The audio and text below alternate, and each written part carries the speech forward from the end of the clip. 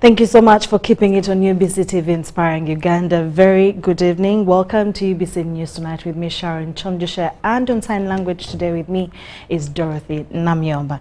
We'll start off with over 798,000 candidates across the entire country who will be writing this year's primary leaving examinations. According to UNAIP, these exams will kick off with briefing of candidates on Monday tomorrow on the 4th of November 2024, and it will be happening at over 15,000 PLE centers. For members of the public, they've been warned against examination malpractice. We are having the PLE examination. That is the longer waited, that is the one which has the biggest candidature for us. This year we have 798. There was 771 candidates. On Monday, 4th November 2024, pupils across the entire country will undertake the 2024 primary leaving examinations briefing. And this briefing is conducted by the heads of centers. So as a board, we want to encourage the heads of centers to prioritize this activity, make it a very make it a priority activity for you personally as the head of center. You are the accounting officer. Please make sure you personally hold the briefing for the learners. Why? Because out of this briefing, learners will get to know the do's and don'ts for the examination. This year, over 798,000 candidates are registered to write the PLE exams at different centers. And out of these, 52.5% are girls, while 47.4% are males. And still out of these learners, 66.7% are registered from the Universal Primary Education Schools, that is the UPE, while only 34.3% registered from the private schools. What does this mean? To us, it is a vote of confidence in the government schools. It shows that the Minister of Education, the teachers in the Universal Primary Education Schools are actually doing good. With exams to be written on Wednesday 7th and Thursday 8th, the materials and staff have been dispatched. And we also want to encourage the parents to do their best in case they are able to. Dear parents, please, if you're able to, please go to your school and be part of the briefing exercise, because this motivates the learners, it encourages them, and also gives them that kind of confidence to show them that you are part of them, that you are supporting them. Because right now, the teachers have done their best, they've taught them, they have done the revision. What they need right now is the assurance that yes, you can make it. However, UNAIP has continued to issue warnings to candidates and members of the general public against examination malpractices. So in the event that it comes onto your phone, in the event that you get it like you are in a group and somebody is sharing, the best you can do is delete. Do not forward it. Don't stay on that group, because in the event that you are caught, in the event that our scouts or our online scouts do monitor and they find you in the loop, you will be culpable. You will be convicted for unauthorized possession of an examination material, regardless of whether it is actual or not, whether it is fake or not. So the best you can do, leave the group or even delete, do not forward it. For other examinations, that is to say UCE and UACE, they will conclude on Friday and commence respectively. Robert Onyango, UBC News. Thank you so much, Robert Onyango. The Minister for Youth and Children Affairs, Balambargahara-Tenyi, has urged university students to embrace government programs to escape the wrath of poverty. The Youth Minister made the remarks while speaking to students at Makerere University in Kampala.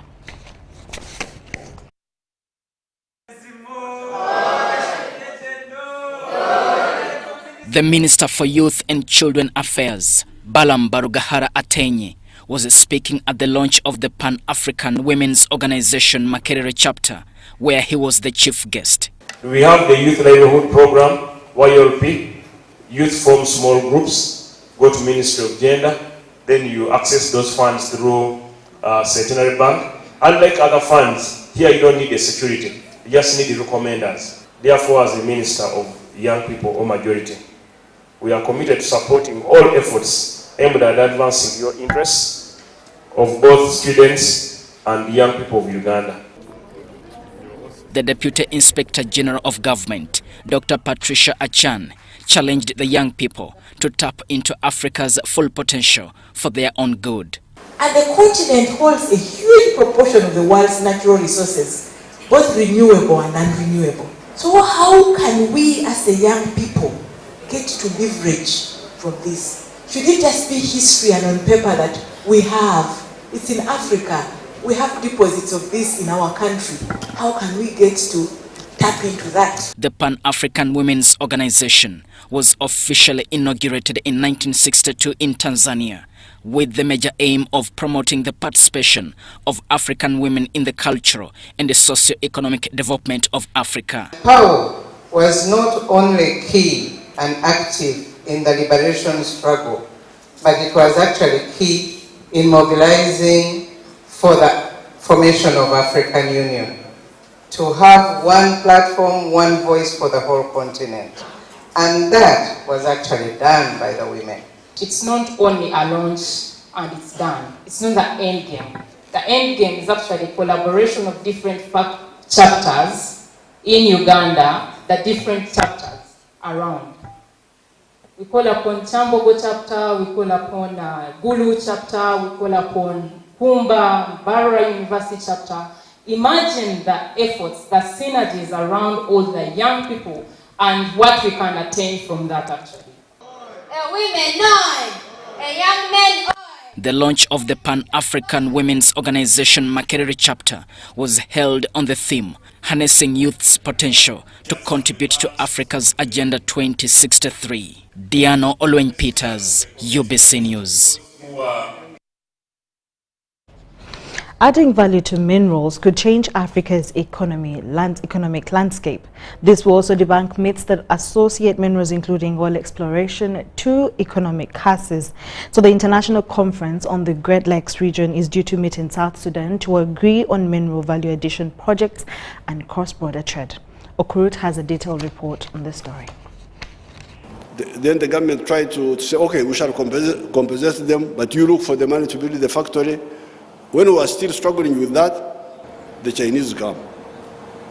When they come, they said, that's all rubbish. We shall compensate these people. They compensated them and they went away. 40 billion. This was Uganda's president, Yoweri Kaguta Museveni, sometime in 2019. He was emphasizing the role judicial officers can play in development. This is not just constitutional mandate, it is historical mandate. Because remember, this project has got money from banks, and any day you delay, interest is accumulating. The money is not producing. You cannot be serious. The industrial park in question is found in Tororo district in eastern Uganda. It was meant to produce fertilizer and steel products from iron ore, one of the minerals found in Uganda. For me, I don't care which Chinese owns what. What I care about is that my fertilizer is processed. My steel is processed. Now, if I see the one who is moving, I let him move, and we can award, but without stopping the project. Such is what the country has been seeking over the years. For example, marble extracted from Karamoja sub-region is used in manufacturing tiles, toilet and kitchenware.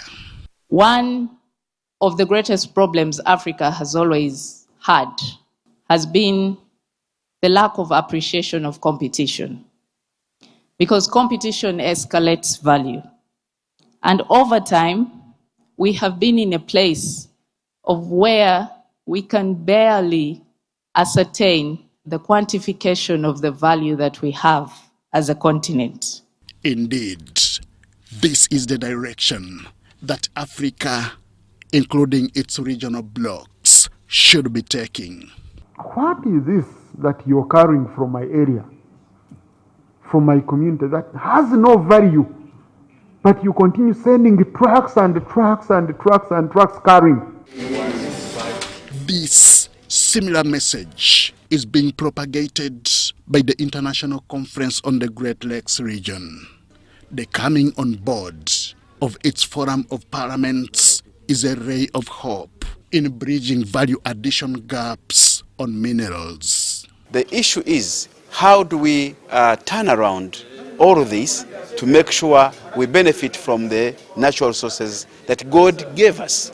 And therefore it is important to involve them in programs that involve that promoting the exploitation of these resources legally. Quite timely that the Regional Forum on Mineral Value Addition and Cross-Border Trade in the Great Lakes countries is due to take place in Juba, South Sudan. The ICGLR Secretariat stands ready to reinforce its cooperation with regional and international partners to address the problem. The upcoming regional engagement is themed on a harmonized regional approach for mineral value addition and cross-border trade for the maximization of benefits from mineral resources and promotion of peace and stability. Henry Okrut, UBC. Thank you so much, Henry Okrut. As the primary living examinations draw closer, schools across the country have intensified preparations to ensure candidates face the task ahead of them. Now, candidates gathered to worship to receive their final blessings and dedication to God. Hearts of Gold Elementary School in Imbuya is one of the schools stepping up preparations for the forthcoming primary living examinations. The day's sermon emphasized self-belief, determination, and trust in God through their exams. For whatever a man sows, that shall he reap. You cannot sow a mango seed and expect to reap an apple fruit. Hello? You cannot sow apple and expect to reap cabbage. So, I know that every seed that has been sown that is good, at this point what we are left with is to trust the one who gives the increase. Hallelujah. We have sown, we have done our best, we have worked hard, we have spent nights doing our research, revising, doing our best, and our teachers have helped us. Now it is time that we set our eyes on the one who gives the increase. Barbara Nsima Tusime, the director Hearts of Gold Elementary School, was confident in the candidates' readiness, saying the school is now entrusting them in God's guidance. Candidates were also advised to remain calm. So here we are to dedicate them back to God and say, Lord, we have put in all the effort that a man can put in. Now it's time for you to work. It's time for you to bring to remembrance everything that they have taught them. It's time for you to bring to remembrance everything they have learned. Give them confidence. Give them the skill set that is required to interpret the questions perfectly, to answer them perfectly, and for them to excel. I know that at times children can be anxious, but I am sure, and we are praying for them, that they're not going to have that anxiety in them. We are praying for them to be firm. We are praying for them that when they reach in that paper, they are going to be with all the zeal and confidence that they are going to make it. At CBDC Primary School, Father Deogracious Arioti of Lumino Parish led a special prayer for the P7 candidates, encouraging them to strive and trust in Jesus. I say let us put God first, because in everything God is really the center and the power and the ultimate provider. I was so much affected by COVID, and we did not have enough time to prepare them. But these ones, we knew our challenge, why it was for last year, and we had thorough preparation as staff, as technical staff, and my dear P7 teachers. We identified where the problem was, and we really handled it. We are sure that one won't again surface, and the performance for this time is going to be better than that one of last year. At Kabuga Church in Kagadi District, Bishop Jacob Ataireho blessed over 200 candidates, urging them to avoid negative influences, sharing his own journey of transformation through faith. It was so sad. That's how far the Lord, the devil had taken in me. So sad. In 1988, I had a firstborn. God is a gentleman. Similarly, Monsignor Peter Kaberenge of St. Mary's Kagadi Catholic Parish advised candidates to pray and seek guidance through Bible verses and the Rosary. Mary Namkose, UBC News. Good luck to all the candidates for the primary living examinations that commence on Wednesday this coming week. Palisa District has taken some bold steps aimed at improving its performance in national exams and overall education standards. These include teachers' seminars, feeding during exams, and equipping students with vital scholastic materials. Wamondo has a detailed report on the story.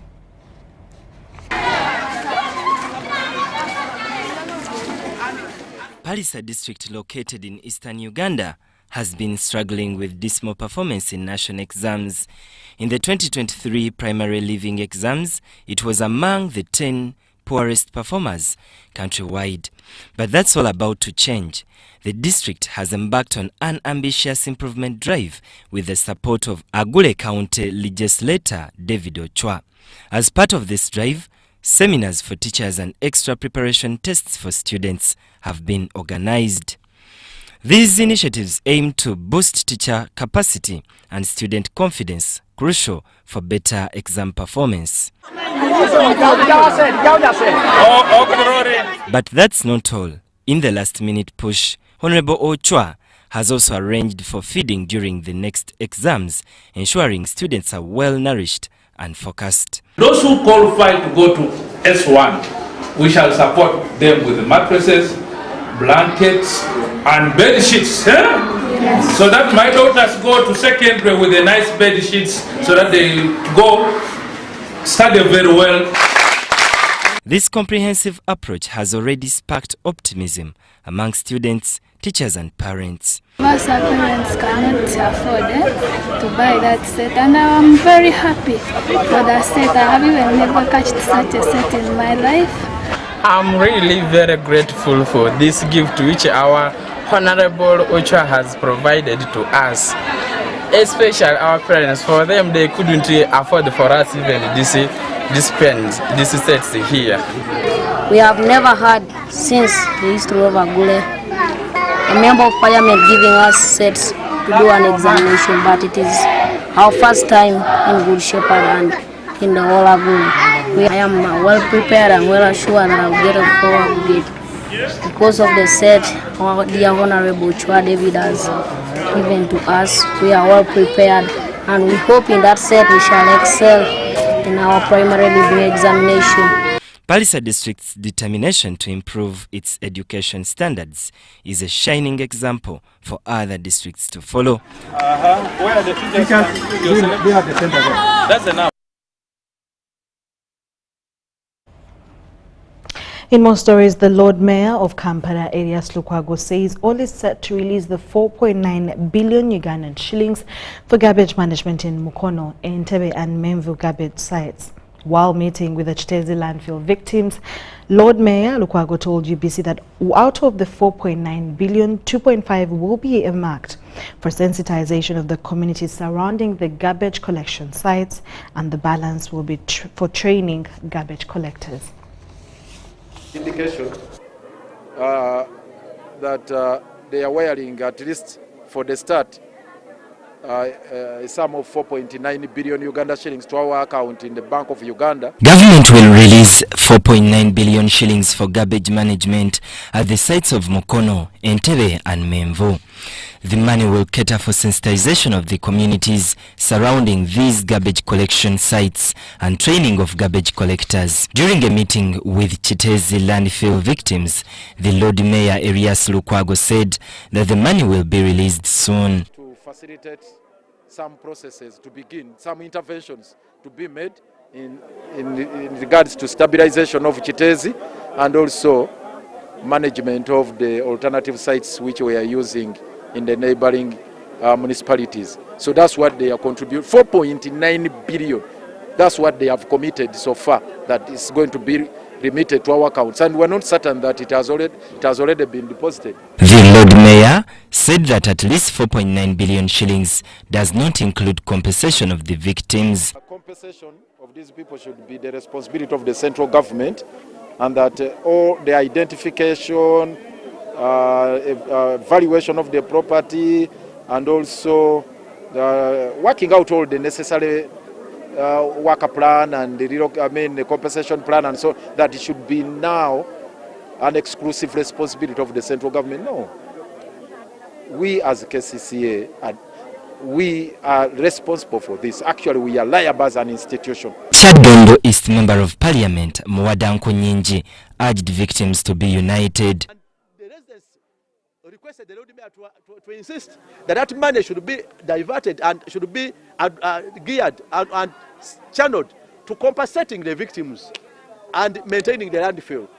Whether the landfill is relocated to any other place, the waste that's all, and garbage already in Chitezi won't shift. So we only want that waste is managed, and once it is managed, it won't be of danger. Some of the victims called more government intervention.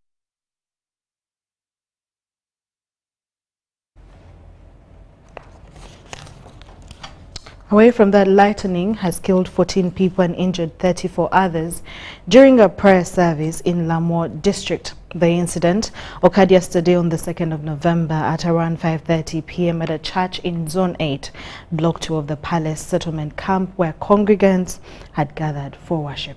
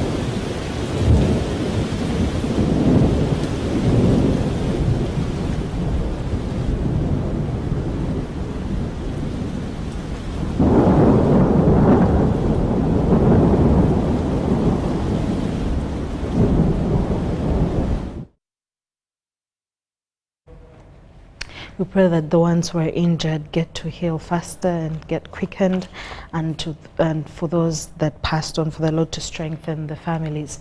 In more stories, Green Hill Academy Management has promised consistency to defend its top 3 sports in the National Spelling Bee competition. The school met the commitment of the Spelling Bee party organized by the winners after the school was declared champions of the 2024 National Spelling Bee competition. Ivan Juko reports.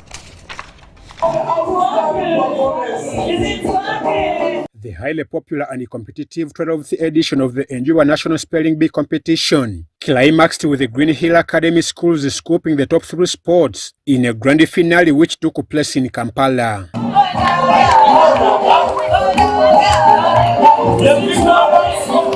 Hundreds of students from various districts in the country participated to showcase talent. Among the 18 learners from Green Hill Chibuli and Green Hill Academy Buwatewa, Ethan Arinaitwe, Jethro Talindeka Chibuka and Francis Ocheng, who emerged the overall winner, first runner-up and second runner-up respectively. What is a lot of performance I got very many witnesses to become the champion. thank my trainers.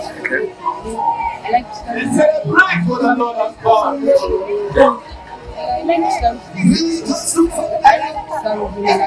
when we reached the place, I was kind of scared because of how big it was, but I decided to focus on why I was there. Plani International Uganda awarded the three with accolades, tablets, and 1 million shillings check each.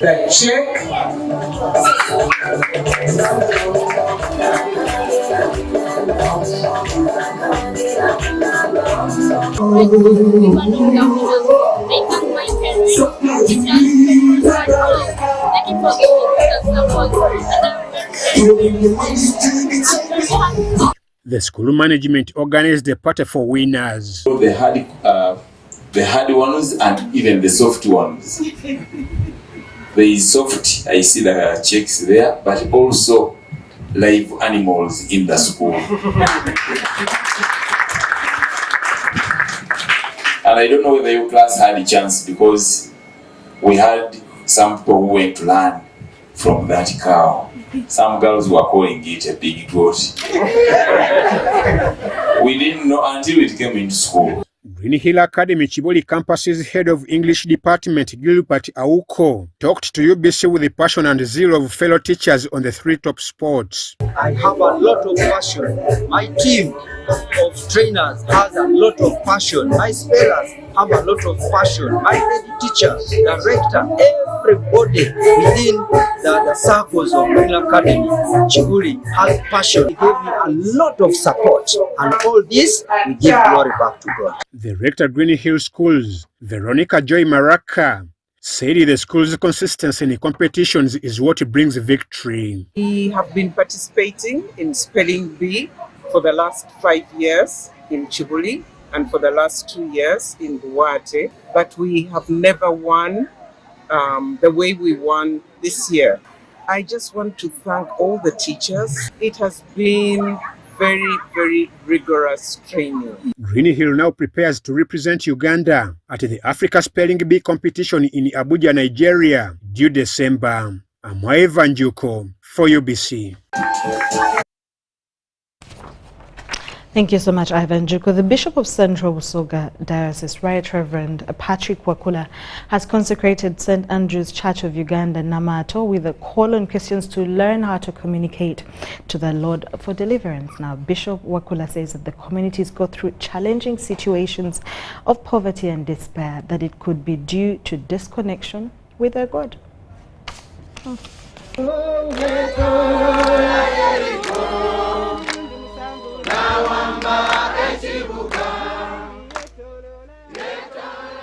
Busiki County Member of Parliament Paul Akamba is traumatized after detention over the late corruption cases.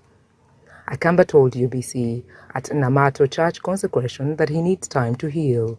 At a point when no one thought I would be released, no one thought I would get bail, no one thought I would be here at this moment, when quite a number of allegations had been made, I was confident and I knew that that God that checks the hearts, and the same God that I serve one-heartedly and that I promised to continue serving, would not leave me in prison.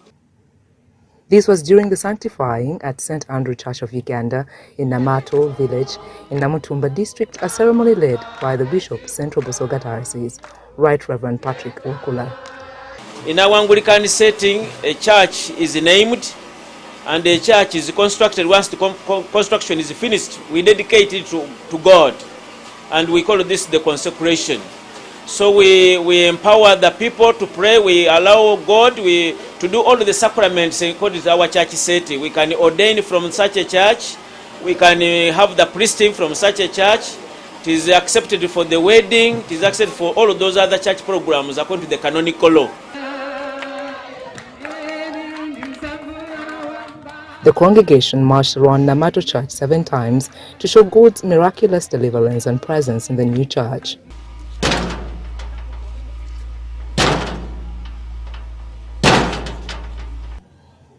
The Bishop of Busoga Diocese, Right Reverend Patrick Wakula, told Christians that it is a spiritual preparation for divine intervention. I want to thank God for this church, and I want to encourage you.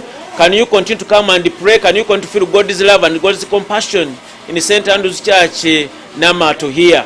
And I know God is going to anoint us, God is going to bless us, that whatever ministry that's going to be carried out in this church shall remain spirit-filled, with divine inspired and God-motivated. Bishop Wakula also dedicated the Chigalama Primary School and Namato Church of Uganda Primary School P7 candidates due to sit PLE exams next week. The time for these children to harvest is about to come. So we call upon the power of discernment, the power of commitment, the power of not forgetting whatever they have studied. That will help them to answer all of those questions correctly. Give them the peace of mind. Allow them to give them invoke the power of the Holy Spirit to be manifest. Holy Spirit come, Holy Spirit come, Holy Spirit take over, Holy Spirit inspire our children. Sandra Kahundi, News Tonight.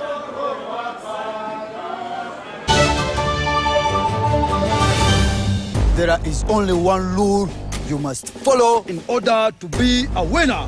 Number 1, defeat the undefeatable. You, step forward. I want you to box the air until it falls down. I'm not seeing it falling in. You see it falling in.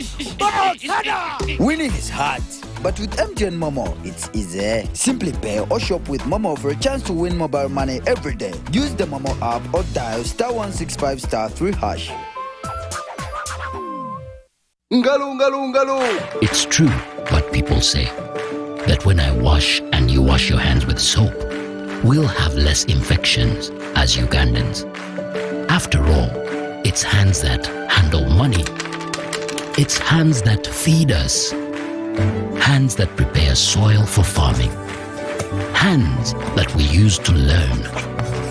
And hands that we use for fun.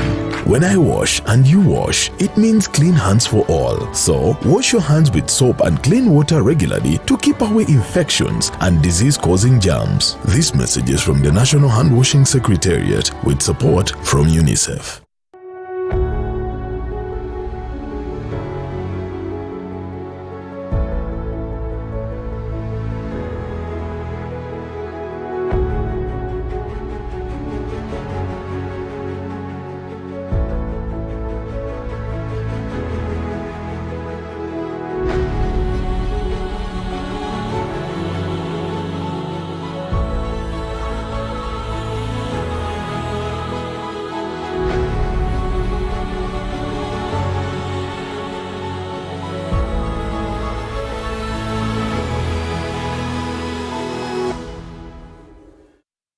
Honorable Fred Biamukama, Minister of State for Works and Transport in charge of transport, invites you to the launch of the 4-acre model campaign in the Greater Chibale District's Bunyoro sub-region. The event will take place at Chikwaya Primary School Playground, Kakumiro District on November 15, 2024, starting at 10 a.m. and will be graced by His Excellency President Yoweri Museveni. All residents, civil servants and the leaders from the districts that make up Greater Chibale, Kakumiro, Chibale, Kagadi, Chikube and neighboring areas are encouraged to attend in large numbers. This initiative, led by the President, aims to bring ordinary people into the money economy by showcasing farmers who have succeeded in the 1-acre model, 2-acre model, 3-acre model and 4-acre model. Join local leaders and residents in learning how small land can be used to enhance food security and socio-economic growth. Don't miss this opportunity to witness the transformative impact on local communities.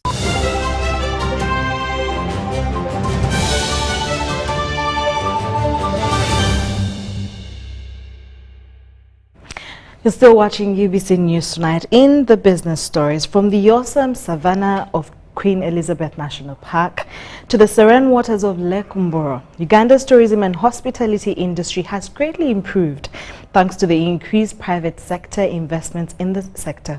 In today's feature, we explore the growth of tourism in the last 10 years thanks to the financial boost from government's competitiveness and enterprise development project. The World Bank funded initiatives has seen tourism businesses reshape the vibrant sector in Uganda, creating jobs and boosting the economy.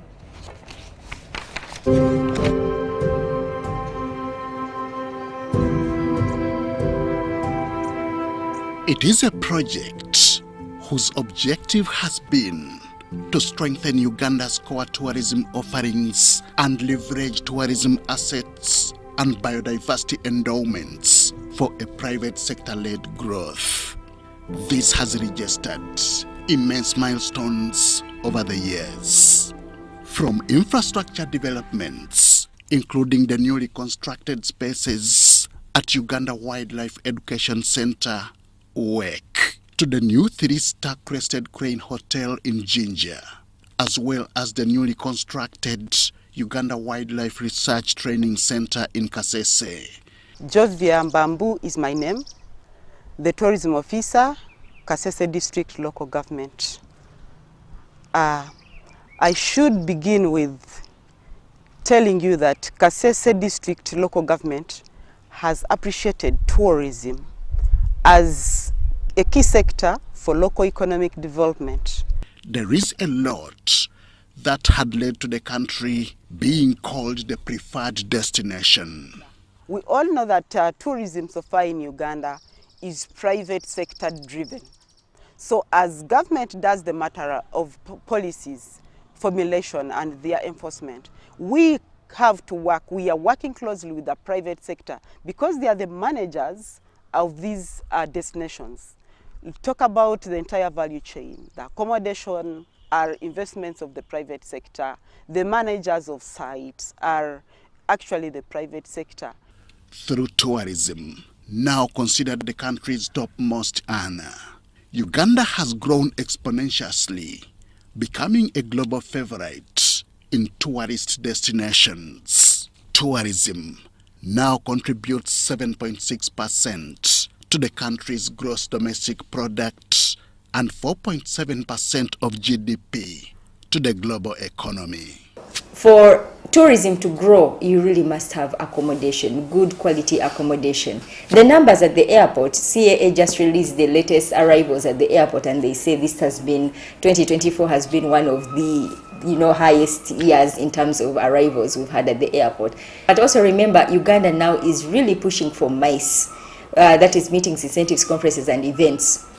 We are growing on the continent. I think we are currently number 6. We are trying to push ourselves to be among the top 5 in terms of MICE. We are looking at how the big projects, Peak Resort Munyonyo is opening up, Hilton Hotel is about to open up, Marriott Hotel is about to open up. All that is investment in accommodation, all that is investment in the economy in the country, and all that is a sign of investor confidence in the Ugandan economy. As a Hotel Owners Association, we have 748 members, but there are about 3,000 hotels in Uganda. That's a big number of hotels, and the majority of them, 86%, are actually owned by indigenous Ugandans. Private sector players like Amos Wekesa have been at the forefront of this transformation. As a person who has invested in Kasese, I believe that Kasese is an asset for Uganda. I believe that the Kasese people are assets of Uganda. Like I've said, about 70% of the people employed in our accommodations, whether in Kasese or Masindi or in Fort Porto, all of them combined, about 70% of the people we employ are actually from Kasese, which is a sign that the Kasese people have the ability to spur the growth of our hospitality industry.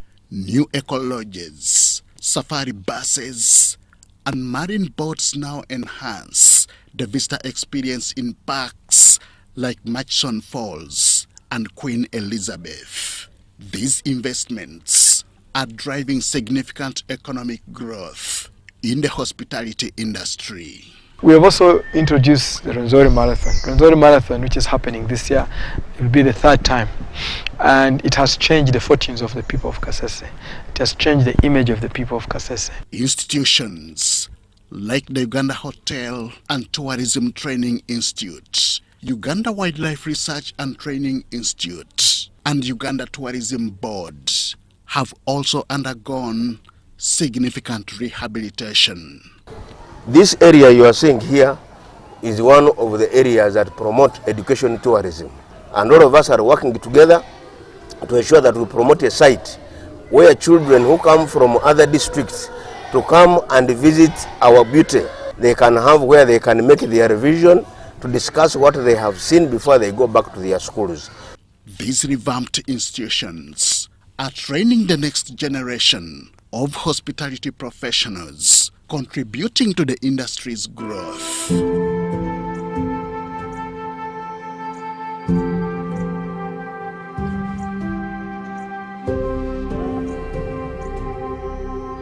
Enhancing the visitor experience has been a key focus for both the private sector and government.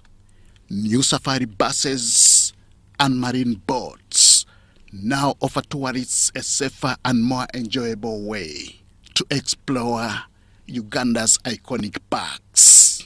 We have had a tremendous contribution to the tourism industry that is immeasurable. This is one of the oldest hotels in Uganda, built way back in, I think, 1948. And secondly, it's one of the closest hotels to the airport. So by the nature of our location and our history, it's known historically. It has branded itself as a tourist destination, or for tourists transiting through the country, they all come through us. The impact of these investments is clear. Tourism revenues have increased drastically. Uganda's parks have recorded more visitors, both local and foreign, contributing significantly to the economy. The improved infrastructure and services have also led to job creation in the hospitality and tourism sectors. I thank the fraternity of Kasese Tourism Association, because they have really encouraged and advertised enough a lot to see how the investors can come in that industry. With a strong partnership between the government and the private sector, Uganda's tourism and hospitality industry is poised for greater growth. As more investments come in, Uganda's potential as a leading tourism destination is being realized.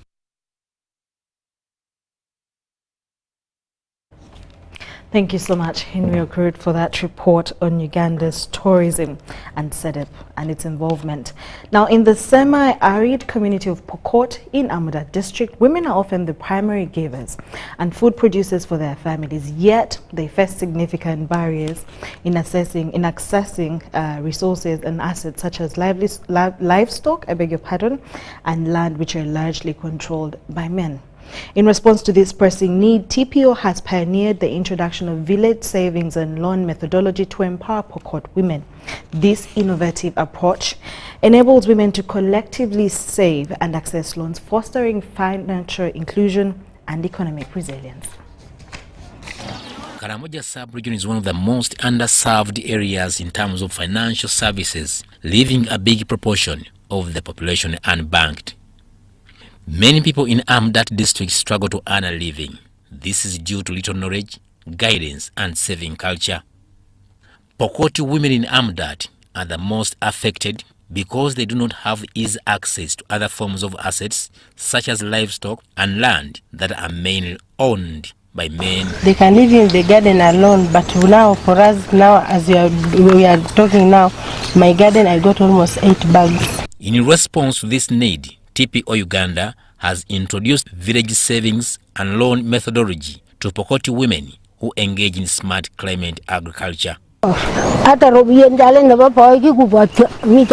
the money for calling people to help you support you was not there, but now from the group they come and help me in the group. They can live in the garden alone, but now for us, now as we are talking now, my garden I got almost 8 bags. In 2019, Lopedot Victory Farmers Group was formed as a model group at Lokokoli Village, Abiliep Sub-County in Amdat District. We train them on financial inclusion, we train them in record keeping, we train them in saving and loaning, we also train them in conflict resolution in their groups. Thanks a lot. Whoever started this project called TP, this organization called TPO, God should bless him, because he thought of that NGO, the NGO that has thought of such people like us who have never thought of things like what we are seeing. It's like we are dreaming, but we know it's a reality.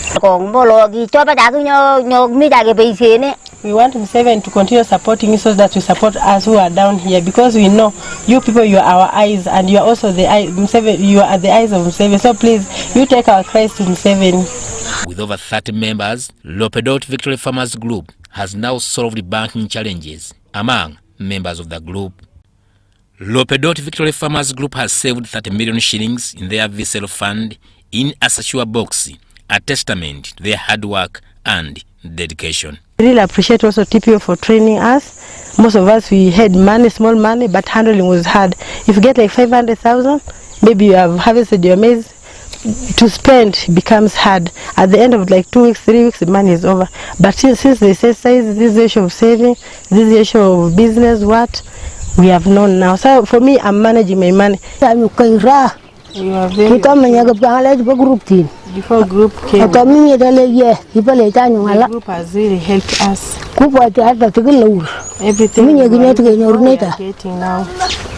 Members can save as well as get a quick access to a large amount of pooled resources.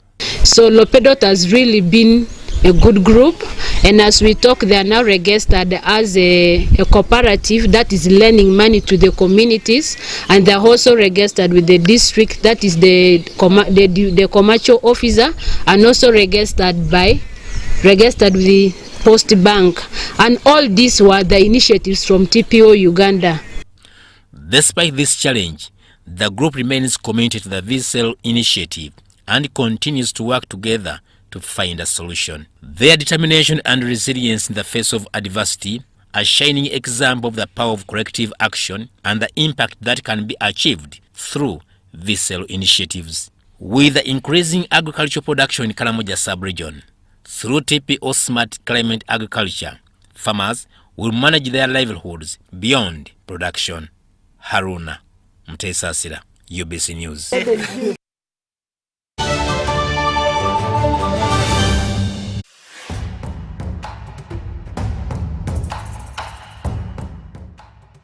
Amazina ganje ninyetekwa Seruhanga John Bosco ninduga mu district ya Rukungiri, ndio muhanguzi wa miliyoni 18 na Uganda National Rotary. Nzahangwire urwo mu kuzana star 278 hash ngafuna message eriko ndio muhanguzi nashemererwa konka nabaza kugira ngo neri yafere sente ziriyo zone bakazitekamo ko nazihangwire. Uganda National Lottery.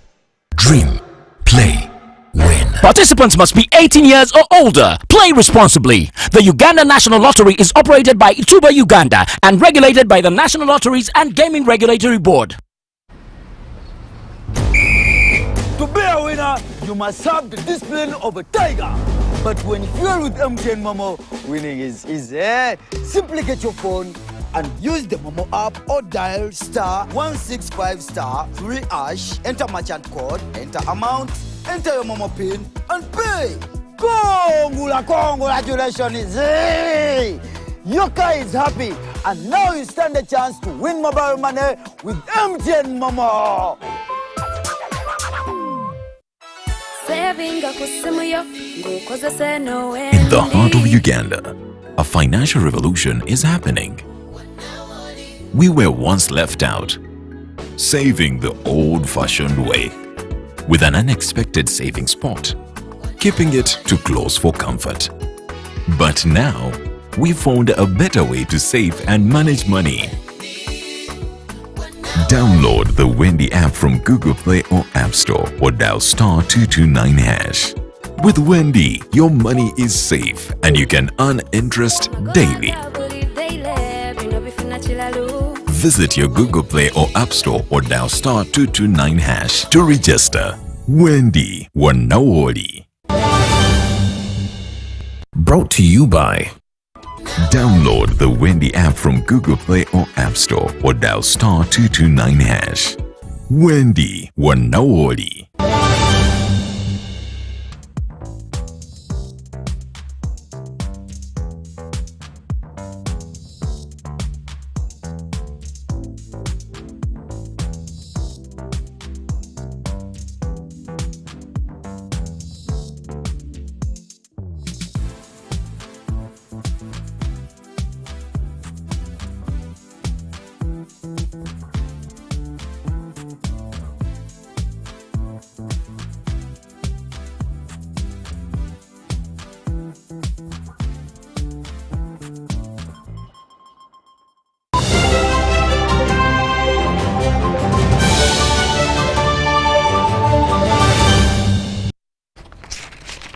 You're welcome to the last segment of UBC News tonight. Now, the national netball team, the She Cranes, has been flagged off to New Zealand for the first 5-test series against the hosts and Australia, Jamaica, England, as well as South Africa. The team that consists of Bagala, Joyce Nachiwule, Christine Nachito, Sandra Nambirige, Shadia Nasanga, Christine Namulumba, amongst others, will compete in the championship and what throws off on the 9th to the 10th of November 2024. The two-day event will have 18 matches played amongst the 6 countries. And time is now. And formally, we are going to ask, I have directed National Council of Sports to look at the new constitution of Netball Uganda, where they can be able to register it and it begins full operation. On Wednesday, with all the national sports federations and sports organizations, this Wednesday, 6th, at National Council of Sports. And we expect that on Friday, which will be 8th, the National Council of Sports Board will sit to validate. And thereafter, we expect the Honourable Minister to issue an instrument for commencement of the Act in terms of registration status of all the current sport federations and those ones who will meet those requirements. As the training has been, as you know, since we last played our leads, things are not being easy, but still, it has been so far good. We only had like 3 weeks for training, but still, as I speak right now, everyone is very fit and we're very ready to compete with each and every country that comes on our.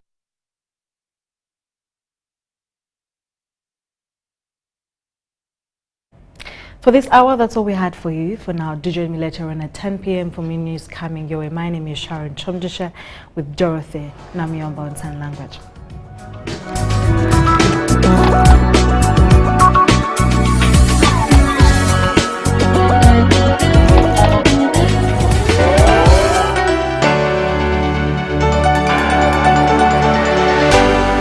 UBC, inspiring Uganda. Ninye pisi mbabazi cha mkongwire owabeshongoye rukunde gumeho nko kwempara ejiriho owakigambire naiza kuchehaka pisi mbabazi cha mkongwire yakuletera concert yo mwaka rugogoma rukunde gumeho family day out concert abatunda bakuru mwena muganirari Serena Hotel Kampala ebiri 10 byo ku 11 12 shamwe na zihamu ishuko kutahamu n'emitware 5 emitware 10 hamwe na miliyoni 2 bari kwenda tables ashande cherisi babeshongozi batahibe mukafoga musara twina Habart hamwe n'abandi banywani babenji munonga bihagirwa aba Pepsi Movit Vision Group UBC National Water hamwe na Airtel Money shangayo. Brand Ambassadors 256 presents the Getter Got Talent Star Search. Amani Got Talanta, the impact of talent. In the heart of our cities, where life is raw, real, and unfiltered, there lies an ocean of untapped potential just wanting to be discovered. Welcome to the stage of dreamers, a platform for the hidden stars. Your moment is now. Uncover extraordinary talent that lives within you. This is the time to live your dream. Kakati kubaka photo ngori ku stage ya kabi. Never superstar bakabi. Mu vibe za kabi. Kwali na bidi. Esukuma kabadi ko paka ku top. So, Olinzechi, grab your phone, get creative, and record a 3-minute video of you or your team olabisemu ku talanta yo. Send it to 0759 958 138 or send it to connect@gettogottalent.com. This is GGT, where talent knows no boundaries. Getter Got Talent. Amani Got Talanta. Visit www.gettogottalent.com. is possible. Chisoboka. Get us got darling. Tuliko ground, Blascon, paint and win. This year, Blascon paint and win. The cuckoo roundy. Chicho, buy paint worth 100K. Get a scratch card. SMS the code 27197. Stand a chance to win instant airtime, 1 million shillings bully day there, or a share of a 3 million shillings jackpot each week. What do you want the brand new bodas, tuk-tuks, and so much more? Catch the paint and win action every Monday on Bukede One, NBS, and Sanyuka TV. Blascon, color your world.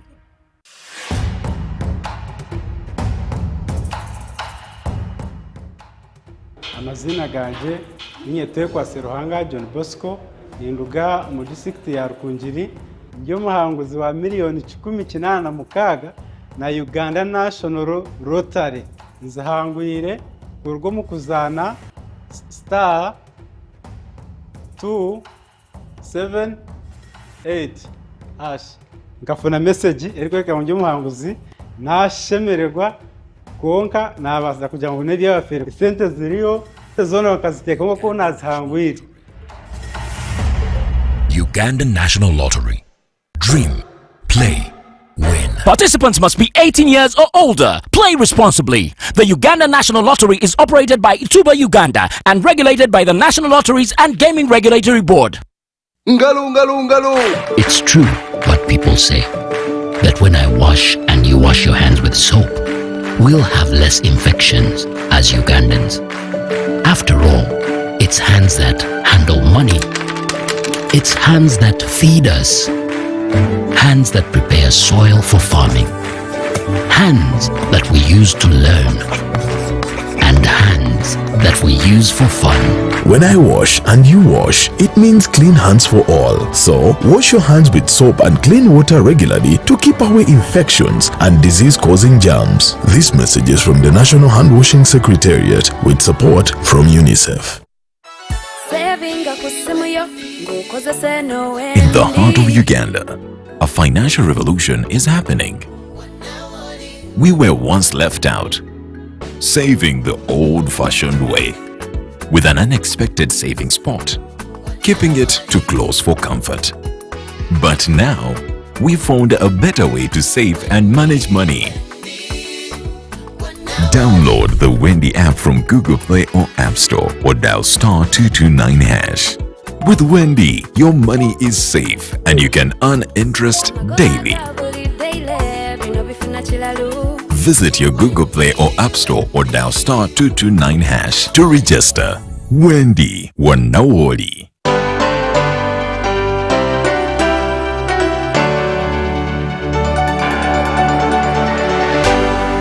UBC, inspiring Uganda.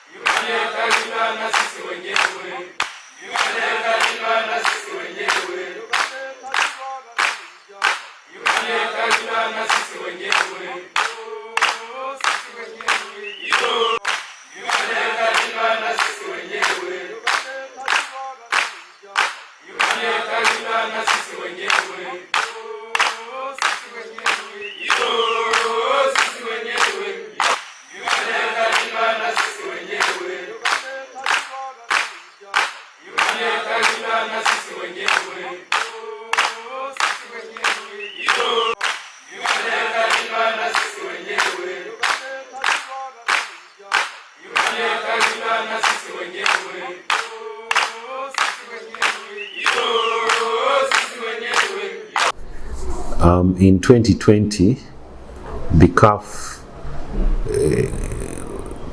inspectors visited Mandela National Stadium in March 2020.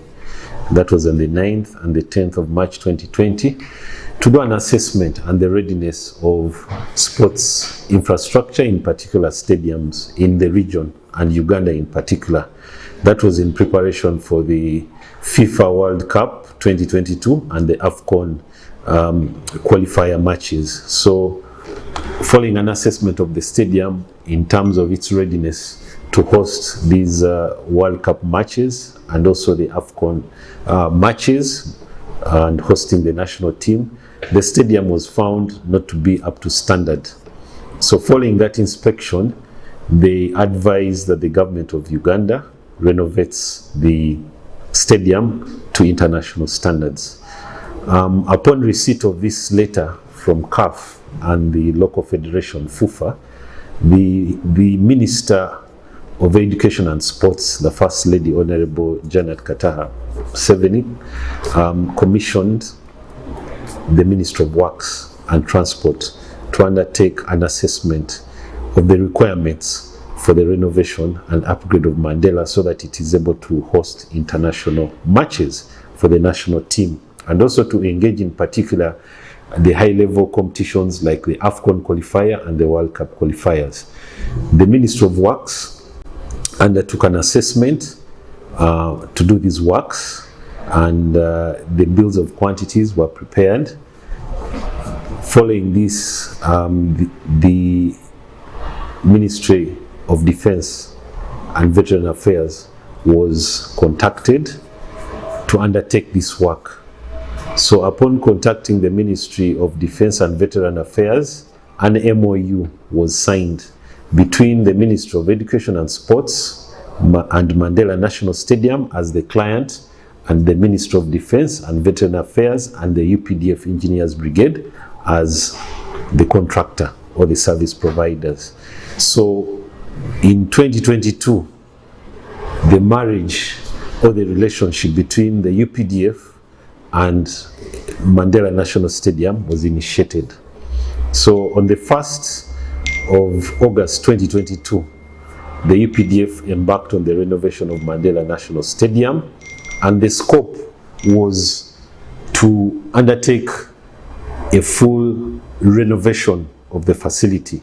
This is a facility that was over 33 years old, which necessitated an upgrade. So the UPDF undertook this assignment to fully renovate and upgrade the stadium. The scope of works included refurbishment of the structure itself, the bowl, as you shall see in the recordings, the pitch, the playing area. We have 2 football pitches and the running track, the dressing rooms, the seating area, that is the stands, we call them the stands. The UPDF was supposed to provide seats in the general seating, open stands, the VIP and the VVIP. It also included media facilities where the journalists use for press conference, the media center, and the media tribune where the journalists sit to take stories. It also included the overhaul of the sanitary facilities, the plumbing works, the mechanical works, the electrical works. All these had to be overhauled to bring them to the latest standard that can be used by the users of the stadium. It also involved installing CCTV cameras, which were not existing in the stadium and also at the gates. It included installation of access control gates, which are electronic, so that they can be able to read the people who are accessing the tickets for purposes of crowd control. It involved installation of floodlights. We had an old system which was halogen, and now we have the LED that had to be installed. It also involved the rehabilitation of the gates, the access control, and most important, the construction of a boundary wall. The stadium land, which is about 120 acres, had been prone to encroachers and squatters and land grabbers. So this project also undertook the construction of the boundary wall and eventually the eviction of squatters on the land. So that was the full scope. I take this opportunity to thank the appointing authorities, especially His Excellency the President of the Republic of Uganda and Commander-in-Chief, for entrusting Engineers Brigade with this big project of Nambole, where people thought it is a story, but now it is a reality. We have come from far. He allowed us to participate in the development of our country through construction, which we've done. It is really a very, very big milestone in our life. We shall never be the same as Engineers Brigade, because there was a lot of learning, there was a lot of knowledge here. It has been a wonderful process and journey. Where we began from and where we are now, it is a story to tell. We started when people doubted that we cannot make it. We continued. When they saw us gazetting this place, which was a big task, people had encroached on the land, 128 acres. We managed to recover the 128 acres. This is now government land and it is Mandela land. Then we embarked on the real renovation. There are a couple of works we've done here. We have done a lot. The scope included amongst the many is the re-roofing of this stadium, overhaul of mechanical and electrical works, to involve the overhaul of the training pitch and the competition pitch, then the running tracks, total overhaul and doing them, then changing the stadium from analog to a modern one. It is now a smart stadium. We have done a lot, as you can see, public address system. Generally, the way we are now, I can say we are 100% done for the phase 1 works. For this particular exercise, which we call the documentation exercise, it was guided by the leadership at the Ministry of Defense headquarters, that other than doing the civil works, we also need to document whatever we have been doing and then give it to the public to consume it. They get to know what we do and how we operate. Mandela National Stadium here at Nambole, which has been one of the biggest projects that we have really implemented. And we are happy that it is done, it is functional. So the major function of this documentation exercise is basically to keep documenting all those projects that are being implemented by the UPDF in different locations. The fact that our neighbors, our friends, many other countries have played from here, they can testify and tell you that this is a good food we have provided. It is a good food on the plate. And really, where we are, I'm so happy. I'm so happy for the team we worked with, engineering's teamwork, for whatever they have done, really to bring this to a success, to remain remembered, and to really put UPDF at another planet.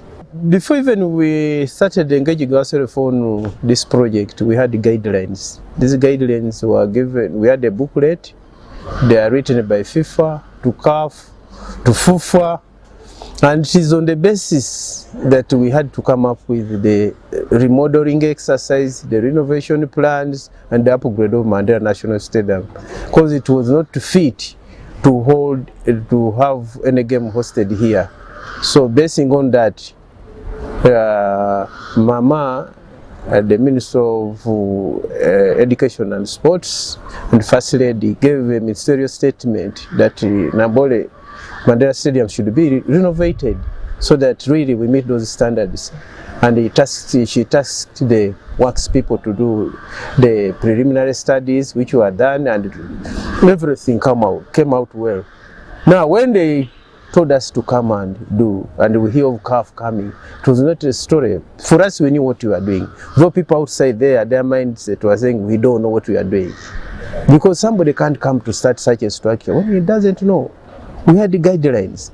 They gave us instruction that a dressing room should be this size, the pitch should be this size, and this should be this size. So it was when we were here and we were beginning, I was very sure and confident that we were going to do it and complete this. And in the end, everybody would like it. Only that much of our brothers were much in a hurry. And I think the hurry has come to an end. Let them appreciate and enjoy this. Now, fast forward We are at 95% of the project. Most of the work has been done, and as a testimony that the UPDF has done a very good job in refurbishment, renovation and upgrade, the CAF, which is the governing body of football on the continent, has granted Mandela National Stadium permission or an approval to host the World Cup qualifiers. So far we have hosted 2 matches in June. One was against Botswana, one was against Algeria. It also gave us permission to host the African AFCON qualifier matches. You may know that Uganda Cranes was playing away from Mandela. We are playing home away from home. But we've been able to host Kenya versus Zimbabwe. We've also hosted Zimbabwe versus Cameroon. First of all, I can start with the design. There was somebody heading design. Then we had the consultants. Consultants are the Minister of Works. And there was also a leader in that sector. Me, I'm a contractor. I had my leaders. I had the Fund General Bekunda Besije, my leader, who was at the planning level. And he could also get instructions from the topmost, Fund CDF, the minister. Now, with all those people around, we had to set up a system for running this project. We had a PMT, we had the peak. This peak was for all these other, the PSCs, PS of the Minister of Defense and Veteran Affairs, PS of Minister of Education and Sports, PS of Minister of Works and Transport. All those PSCs were the members of peak. Then PMT, these were now the technocrats supervising this project. They were selected from the Mandela national side. They had their representative, the consultants, the defense. So with all those around and managing, they were answerable to me. I was the coordinator. I had to coordinate, ensure meetings take on, to listen to people's problems. Now, those which I can handle, I would solve them there and there. Those which I can't, I would push them to the next level. So I managed by listening to people, I managed by forwarding people's concern, and I managed by ensuring meetings are held. Because with the involvement of stakeholders and meetings, problems are expeditiously solved because they are decision makers. There and then things are taken on and the work is really done. So I managed by coordinating very well, planning very well, having planning schedules, and ensuring we look at also the human resource part of it, that people are well catered for, and looking at the cross-cutting issues, employing ladies also to do the work, catering for the people with disability. We had to look into all that and ensure that they are really implemented as it is required. And observing all these reviews from the building side, and also making sure we follow the proper standards of operating these works. Where there is COVID, where there is HIV, all those were addressed so that we bring people to awareness of these diseases. So we did all that. That managed to bring us this level now, and the project was ended successfully. So that is testimony of the good work, the professional work that has been here. The work that has been done by the Uganda People's Defense Forces Engineers Brigade has been of high level quality. All the works that are specialized, like the pitch construction, has been undertaken by a company, a European company called CIS Pitches, which has reconstructed the 2 pitches. The same company has also renovated the running track to international standard. So the lights that are being installed from Thorn, which is a leading light company. So those are examples to show the quality and the standard, and that has given faith to the world bodies like FIFA, CAF, and the World Athletics Federation. We've also been given green light by the World Rugby. We hosted rugby matches here. So that shows the workmanship, the professionalism that has been exhibited, and that gives confidence to us as Ugandans that really we can do this work ourselves. And it also shows the trust that His Excellency the President, who is also the Commander-in-Chief, has entrusted the UPDF to undertake strategic projects like these, which save a lot of money on part of the country, but most important, they give jobs to the local people. We're also able to develop the local expertise. For example, the company that did the pitches, all the companies that are foreign that have been supplying equipment here, we've had the local content, we've had local people, we've had students from Makerere, we've had young engineers who are trainees, Ministry of Works, even us as a stadium, we've had trainees who are going to take on these works. They've been learning and working with these companies. So on a whole, it's a very good project, a very strategic project, and I have the confidence that if we are to build other stadiums locally in the country, we have the expertise locally that can undertake these projects. So we are very grateful to the UPDF for the work that has been done. We've known them for being very resilient in the field militarily, but when we see this other side of infrastructure development, I think that is a bonus for us as a country. So we believe that as a country, Uganda, these are opportunities to show Ugandans that we can do this work ourselves. Then when I saw the other countries coming to play from our ground, and they really, the comments from those people really they gave me morale to know that what we have done is really good, and I hope and pray that they give us more work similar to that. We shall really execute. We shall not need the expatriate. We shall be the experts now. The heart of the game in football is the pitch. That one makes me very proud. Most people might think it is a carpet. This is natural grass. So when I look at such a pitch and I see people running on it, falling, playing, doing all what's necessary, and they go away and they leave the pitch intact, I'm proud of producing such work.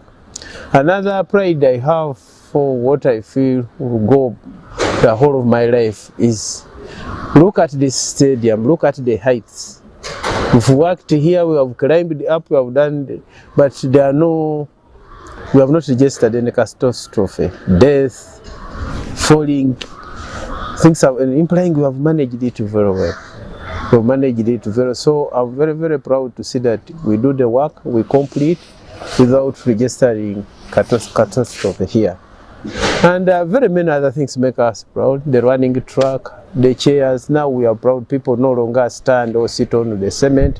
People have seats. They come here, sit, and enjoy watching the football. So really, it is amazing to see that this has been done by for us Ugandans.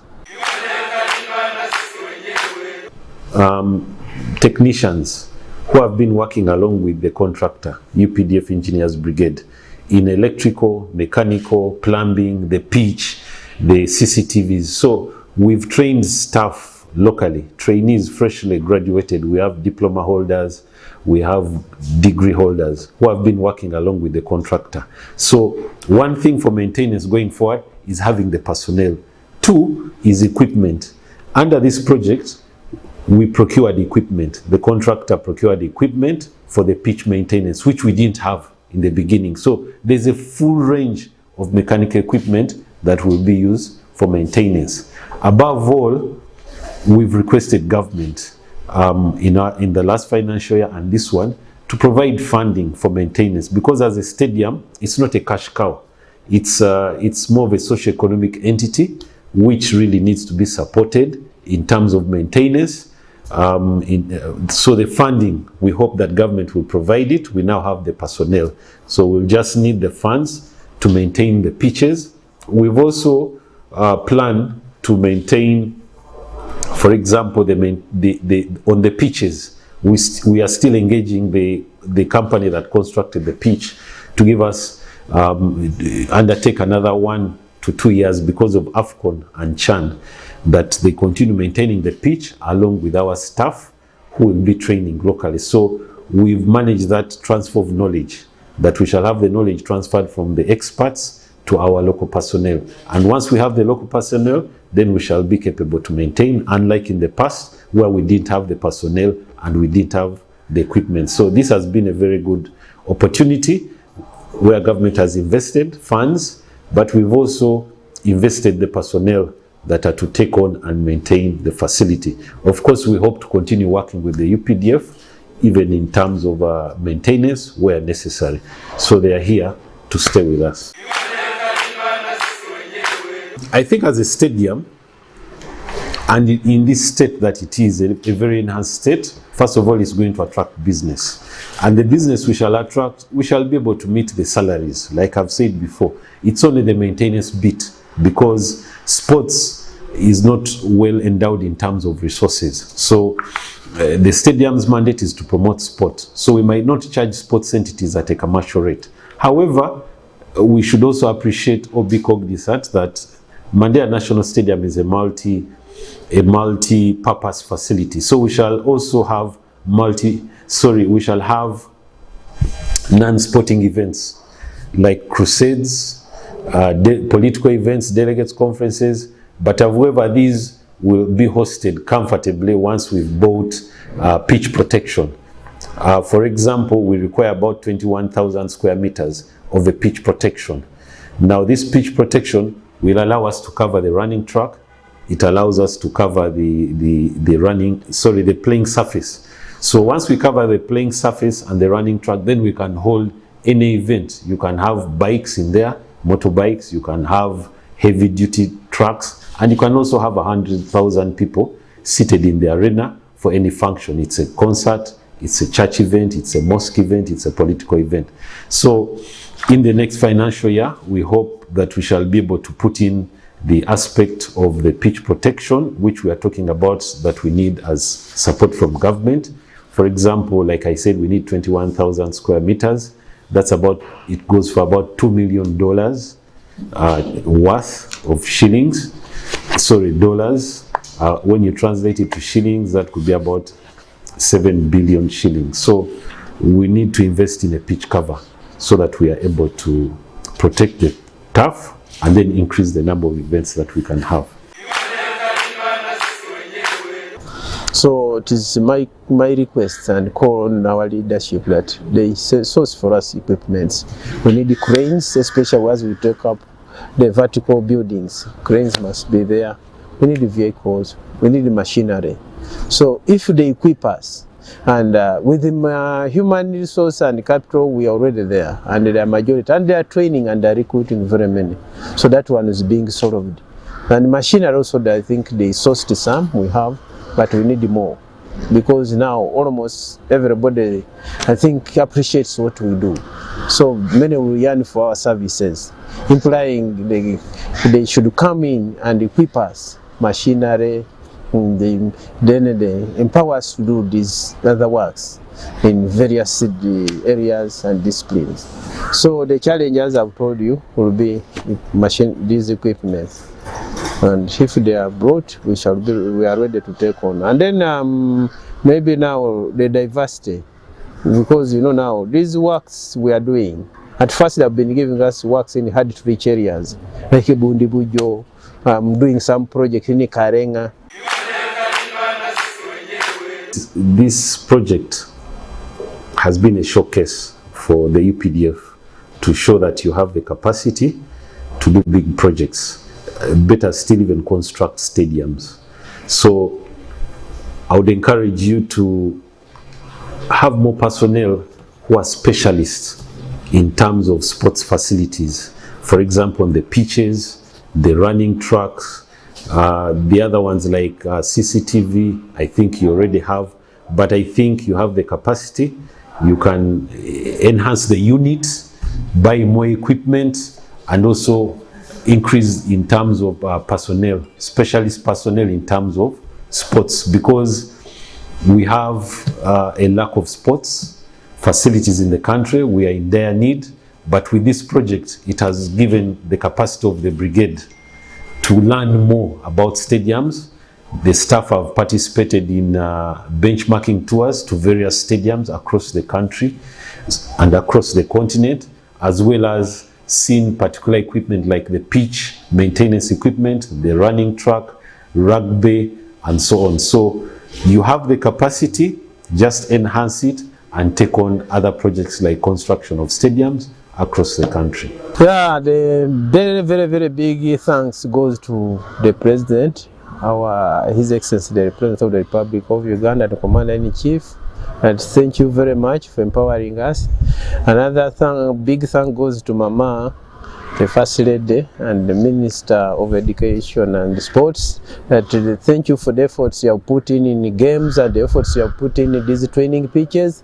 Thank you very much for funding and ensuring funds come for this project. It would be a disaster if it was not done. It would be now negativity everywhere if funds had not come and we did this. And I thank my commanders, my leaders, Afande CDF, and all those who really contributed a lot to ensure that they give us the good working environment, for enabling us and giving us a good atmosphere to do this. I'm promising that we are ready to work wherever you send us, and we shall do the needful to produce good work.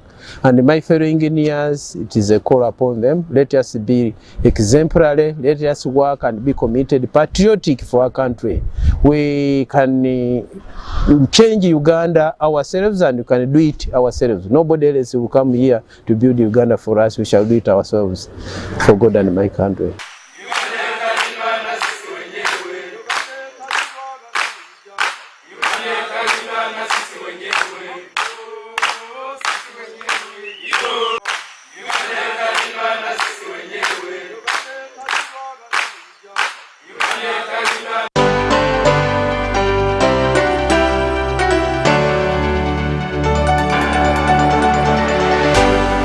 UBC, inspiring Uganda.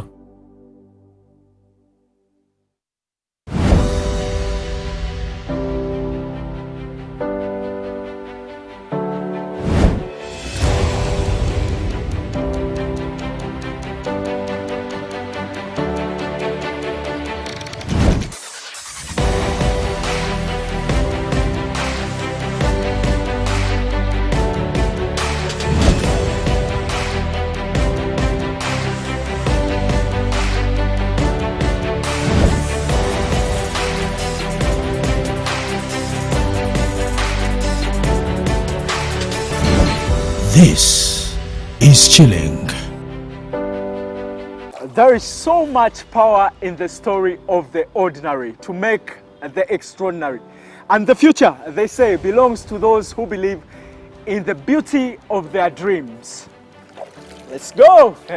Good evening, ladies and gentlemen, and welcome to the best of the good life. Whew, what an incredible scenery we have here at Fairway Boutique Hotel. When it comes to many girls' dreams of becoming a beauty pageant, it's more than just the surroundings of the glitz, glamour, fanfare and finery of the whole shebang. It is more than just wearing that sash and that crown. Today we are very delighted to have Joel Michaels. She's right here in spirit and she's here to share her story. Now, she hails you and says that you should support her because she's going to be raising our flag high at a world platform in India. And she's going to represent us at the Miss Universe. Please, she will tell you how to vote her and how to really bring in the pandemonium.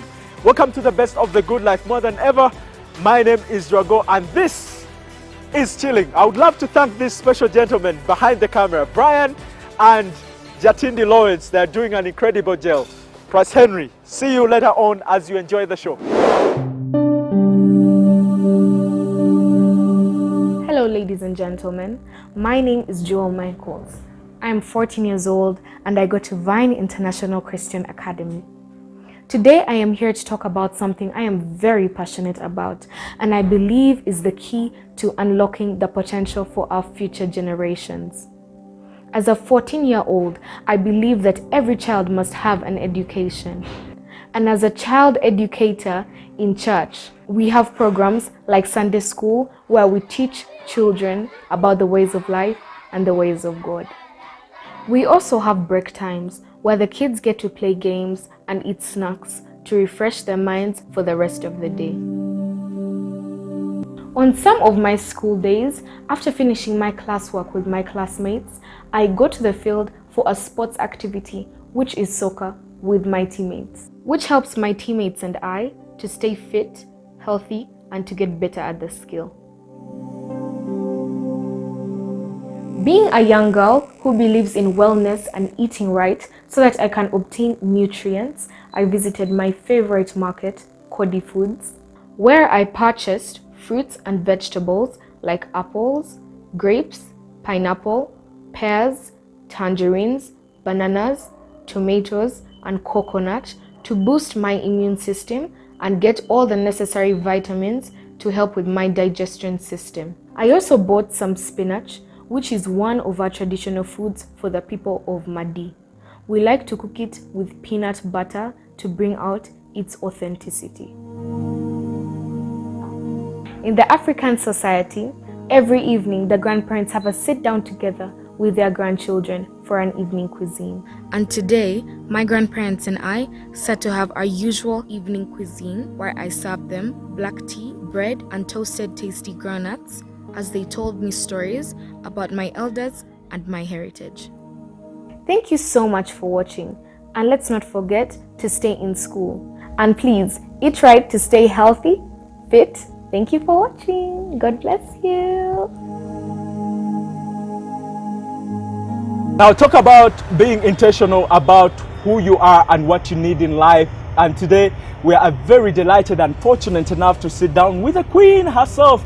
Now everybody was really excited when she clinched that title, when she got her hands on that coveted title of Miss Teen Pearl of Africa. Her family was proud, her dad was jumping in the air, the world was a happy place.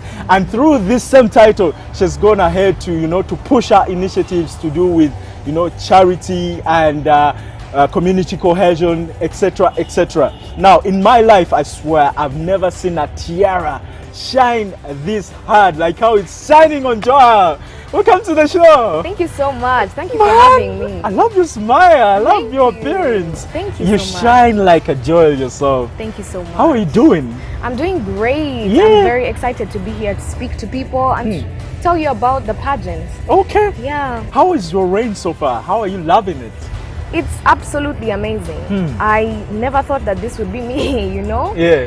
I have been able to talk about my advocacy with so many people. Yeah. Like I was given the opportunity to speak to Honorable Balam, Okay. the Minister of Youth and Children, about education, and also the country representative of UNICEF in Uganda. I've seen that on your Instagram. Yes, it was You've been amazing. busy. You've It been was busy. truly amazing. How has that changed your life? Because you've entered in a world of adults. Pageantry Yeah. is not a child's play, and you're just 14 years old. Guys, she's just 14 years old. I mean, how has that changed your lifestyle in general? It has changed a lot Yeah. because all of this you need to find a balance, because I still do go to school. Ooh. And I am advocating for school. You know? So it's all about finding a balance between interviews, between events, and between those special meetings and school.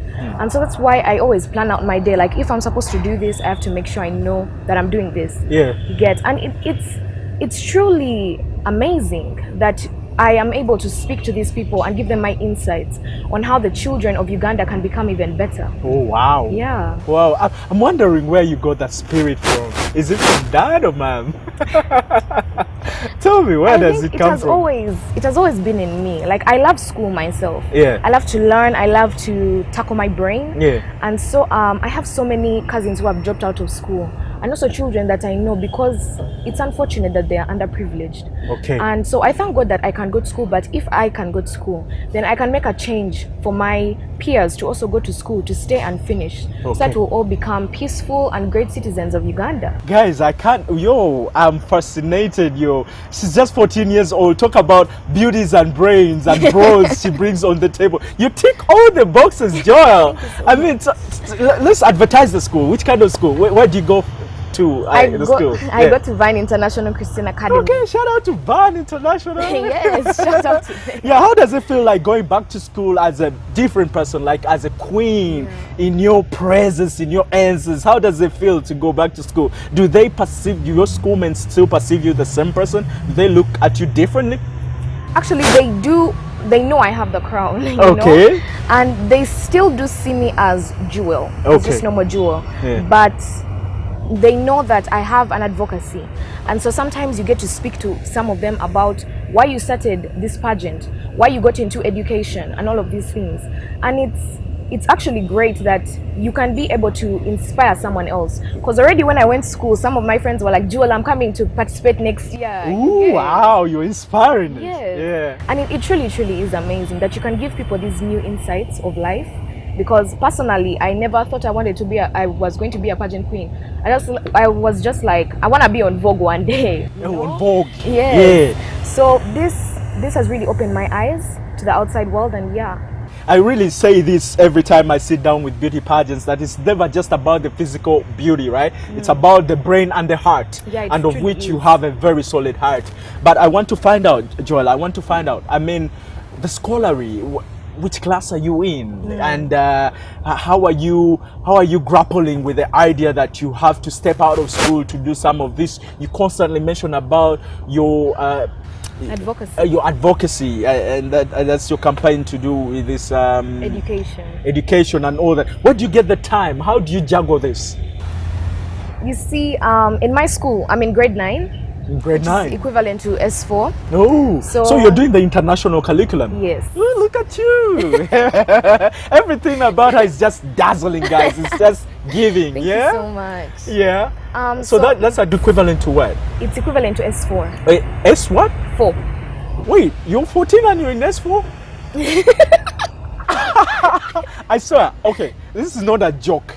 I think I was 13 and I was in S1. How is that possible?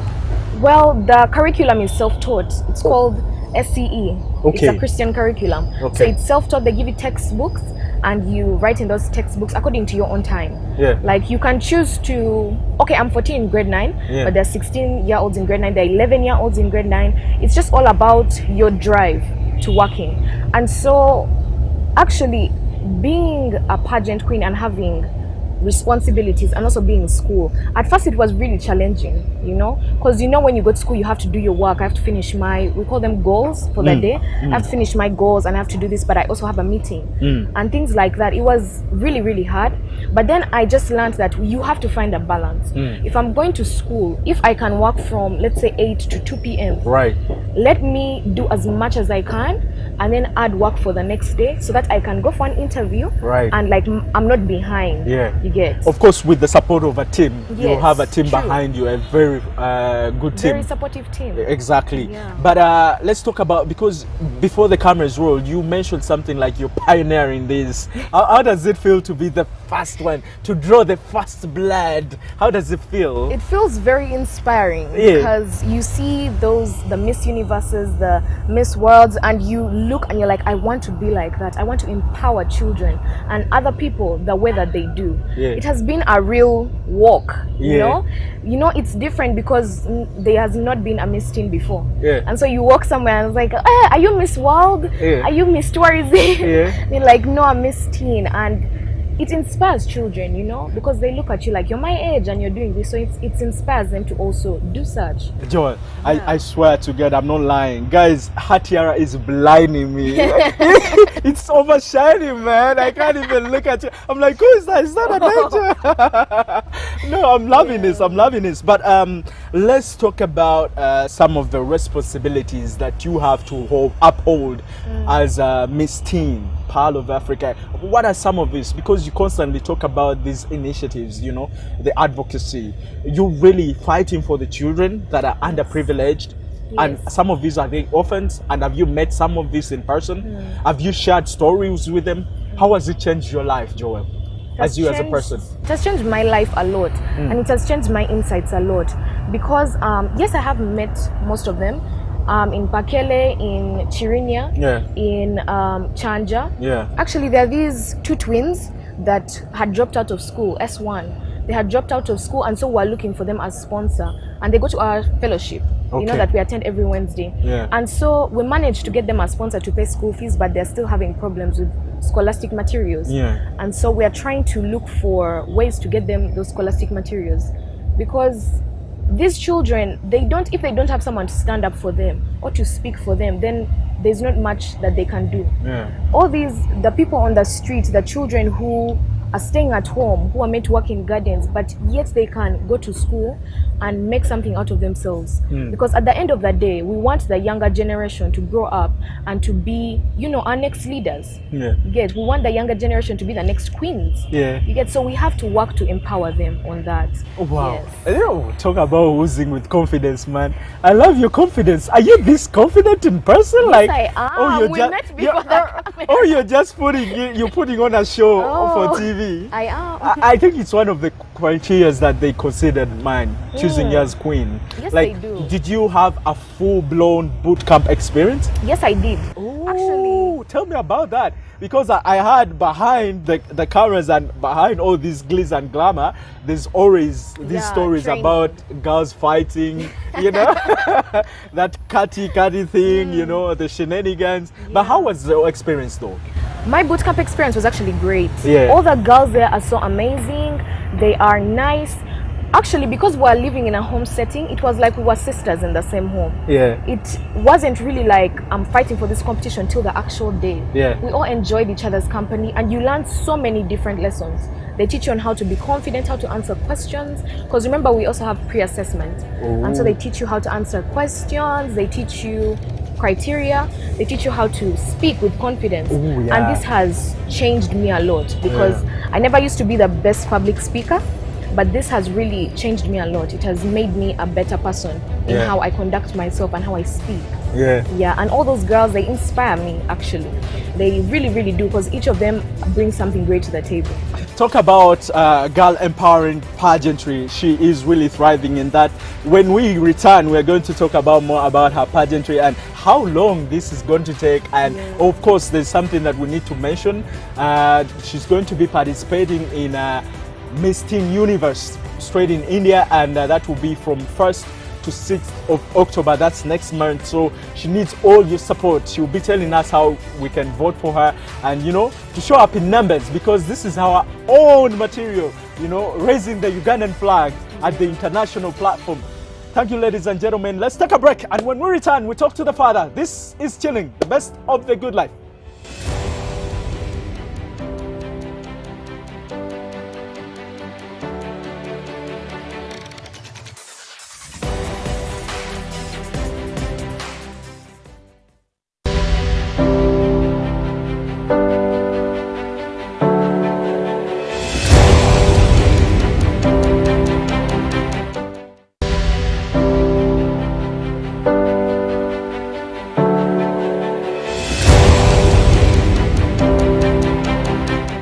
And welcome back to the best of the good life more than ever. My name is Rogo. Today's show has been served differently because you've noticed we have a queen, Her Majesty, on the show, and she helps you guys to really give her all the support you can give her, because she's going to be representing us in India on Miss Teen Universe. This is like a wide platform, guys. We all need to come on board. Later on, she will be coming back on the show and she will be telling us how we can really vote for her and when this will be happening. Now, everyone will be so fascinated and excited to know who is the man behind this glorious child we've just noticed on the show. Today I'm very fortunate again to sit down with the father of this very child, and he goes by the names of Ondoga Michael. Did I pronounce that name right? Yes. Ondoga Michael. Except you left out what exactly Ondoga Michael is. Yeah. Ondoga Michael is a retired UPDF Major General. Oh, wow. Yes. Wow, that's big. That's big. Yes. Man, there's something so special about this child. Yes. I mean, Joel, has she always been like this ever since she was like a baby or a child? Yeah, right from childhood. Joel has been very active. Yeah. Wanting to discover things. Yeah. Doing things. Then as she grew up, she started singing. Yes. Because we sing. In the evenings, we do worship and praise singing. Okay. So she would plug in, sing, and from childhood, she does amazing things. Yeah. Yes, playing, She even plays guitar, you can imagine. Ooh. Yes, which I can't do myself. Yeah. She has been quite fantastic. There was from something childhood. about Yes. her showing up with those showmanship skills ever since she was a child. Yes. But I mean, the name itself, Joel, how did you come to give her that precious name? Because it looks like it has haunted her the rest of her life, which is a successful person, which is a success story. Because of her behavior, we knew this was really a jewel coming up. And you know what a jewel is? Something precious. And indeed she is. Yes, something she is. precious, somebody of high value. Yeah. She's already proving that out. Yeah. And it is from that we thought that name was appropriate for her. Yeah. Yes. So when did she approach you about this whole beauty pageant, and what was your reaction like? Well, it is the sister, one of her sisters. Yeah. Called Chandia Dorothy. Chandia Dorothy is in fashion and design. They are very close together every time. So it happened that one night she came to me and told me, you know what, I'm going to go into this. And I said, well, if it is your desire, go ahead. So when Joel approached you with this, you didn't have any other assumptions, you know, because usually these showmanship things, usually they have a bad record or reputation. Did you feel like maybe she was heading into oblivion or something very bad? Well, I didn't have that feeling, because I know he's multi-talented. And I thought she could have a try in it and see what happens. Yes. Yeah. I want to give people opportunity. So I said, well, if you think you can do it, why not? You go ahead. Yeah. Let's try it. And so she tried, and at the end of it, yeah, she carried the crown. Yeah. Yes. And a man of your background, I'm sure that makes you proud. I mean, seeing your daughter, how does it really make you feel seeing her on such big platforms, and now later on she's going to go somewhere in India and represent the entire nation on, Yes. on a world platform? How does it make you feel as the father? Well, I feel it's good because I've been, you know, up there as a Major General, commanding forces, Yes. and being known and seen. So I thought it would be good for my children also to follow in the footsteps. So I'm happy that she's doing it, and I know she will succeed. Thank you very much. You're welcome. Yeah, and I salute you, sir, for your service. Thank you so much. Yeah. I also salute you for all that you are doing for the country. Thank you. Joel, it has been amazing talking to your dad. I mean, how does it make you feel to hear such good words coming from him? I mean, he says you were special as a child, and so that's why he gave you that name, Joel. Aww. It's now following all your success, you know, in life. Yeah, feels good, of course. Yeah? Yeah. I mean, him coming from a military background, how does, I mean, children that, you know, your dads are always strict. There's always that belief, restriction, you know. They are always watching out. They, you know, you can't be free around them. Is your dad the same? No, Yeah. my dad is definitely not the same. Yeah. He's so free and open and fun. You know, when my mom, she's in Djibouti right now. Yeah. So she asked my dad to help me with all of these pageant things as she's gone. Yeah. And so my dad has been dedicated Yeah. to going with me for training. Oh, wow. Also for fittings with my auntie. Like he's a very good person. I really love him. You've never felt that militaristic thing about him around you, right? No. Let's talk about the most important thing. You're going to be representing us in India. Yeah. You know, next month. That's from 1st October. I think you'll be flying in, and then you'll be back here by 6th. Tell us what is going to happen, and how are people going to be voting, and what is going to take place there? What's going to be happening is it's a whole week full of events. Every night there is an event. For example, crowning night, there is sashing night, there is creative wear night. There are so many things that go on, and then you also have to socialize. Yeah. You have to network, because all those girls there, we're here to learn things about each other. Yeah. And then what I'm going to do when I'm in India is to promote Uganda. Yeah. That is my main focus, and that is my main goal, to show them how good Uganda can be, the amazing and diverse country that it is. That's what I want to go there and do. I want to show them that, come and eat a Rolex, you know? Yeah. Yeah, come and enjoy the country, because it is a beautiful country with amazing people. Yeah. Yeah. And of course you're going to fight for a title, right? Yes, Is there we are like a fighting. title to be won? Yes, Okay. it's the crown, which is Miss Teen of the Universe. Yeah. Yeah, of course you have to fight for it. At How the many end of countries the are day, there? 21. Oh wow. Yeah. Oh, that's elusive. That's very hard. Yeah. But hey, you got all our support. And how can we pitch in? How can we vote in case there is a platform where we need to vote? If you'd like to vote, you go to missteenoftheuniverse.com and then you look for Uganda and you press vote and put how many votes you would like to put. And I would really, really appreciate that. No, we really do, you know. Yes, I really implore you guys to do that. It's the least you can do. Come on, vote on that platform which she says. But hey, let's talk more about your life. Who inspires you in life? Who inspires me is my mom. She inspires me every day. Ooh. She showcases strength, Yeah. and she has a will to do good, you know. She shows strength in every situation that she's in. From childhood, she didn't have a very lucky childhood, but then she grew up. What do you mean she didn't have a very lucky childhood? Have you heard of her story? Yes, I have heard of her Tell me a story. little bit about her story. When they were young, at first they were well off, and then because they're from Kataku, Yeah. and so the Karamojong, when they came, Yeah. they to steal crowns. Yeah.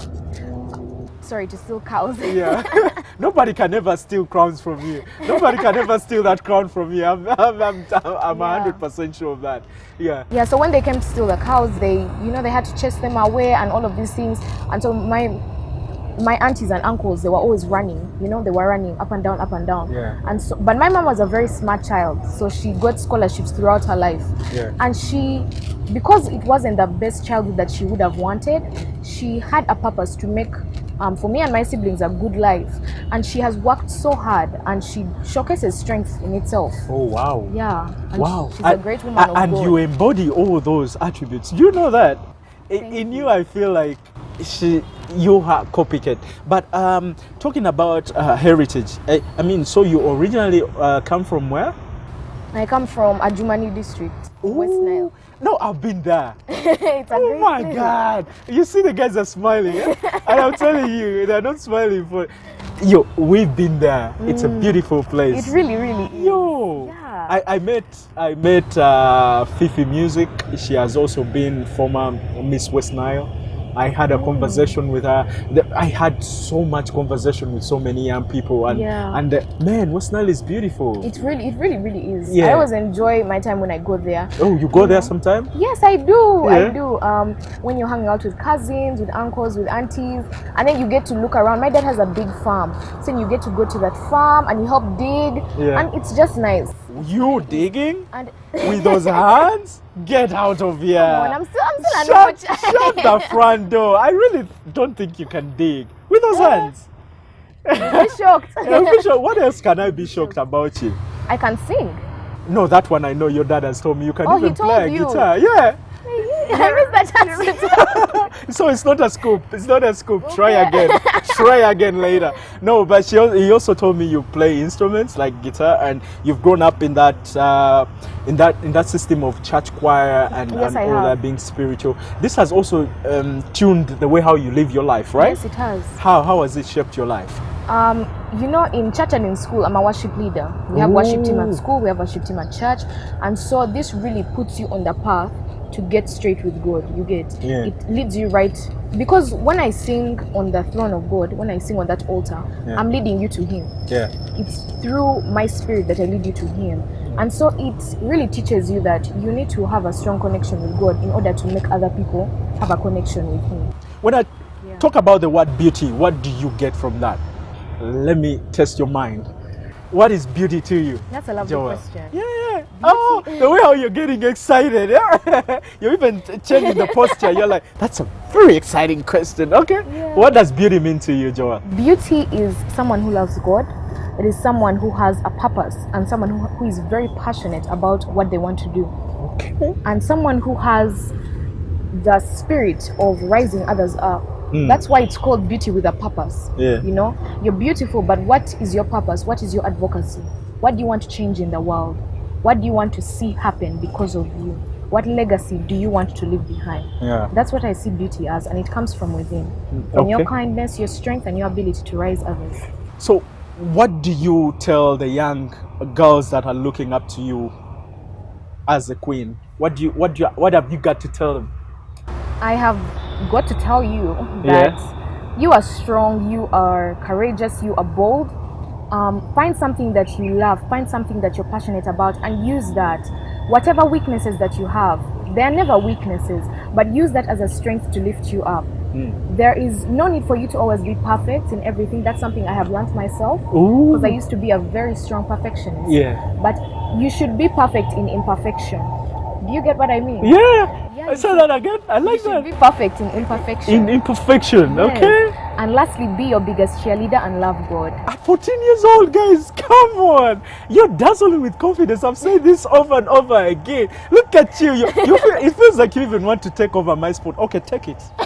Be the host of the show. Okay. The way how you're enjoying this, I like it. You're feasting on it. I love this. I love this.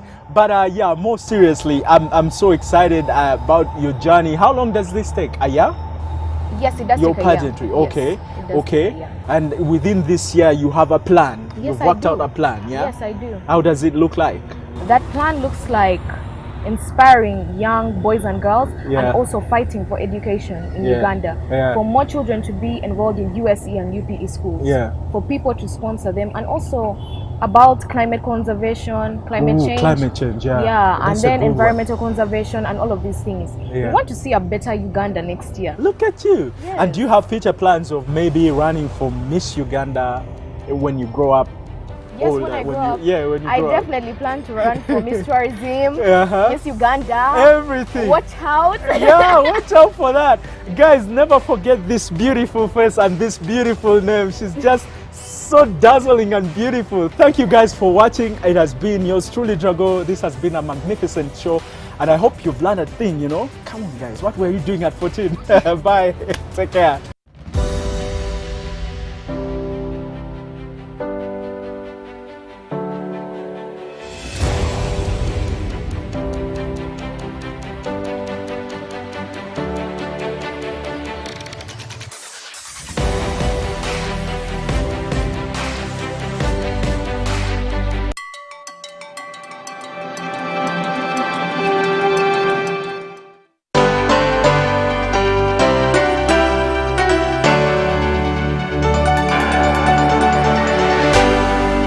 UBC, inspiring Uganda.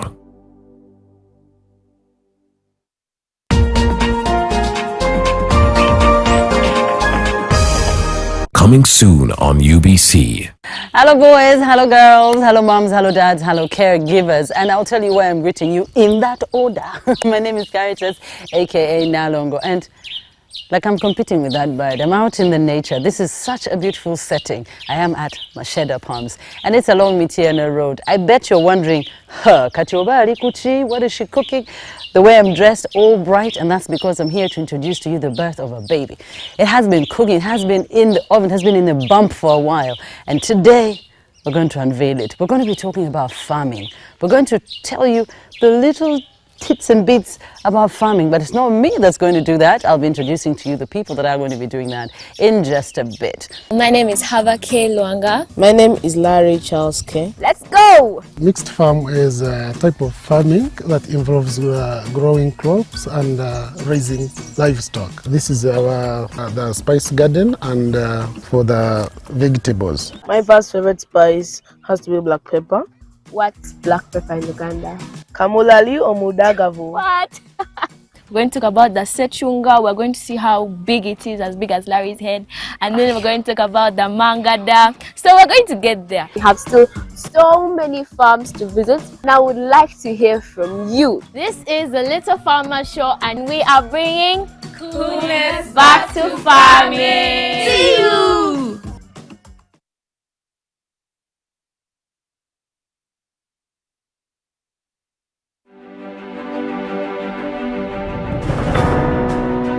Every organization and individual has a unique story to tell. It includes how they started. When I thought of retiring, the journey of truckers started. Namunkekera was originally a property of the Uganda Company, the industrial arm of the Church Missionary Society. So all along this Kapeka site has been an industrial estate. I came here in 1994.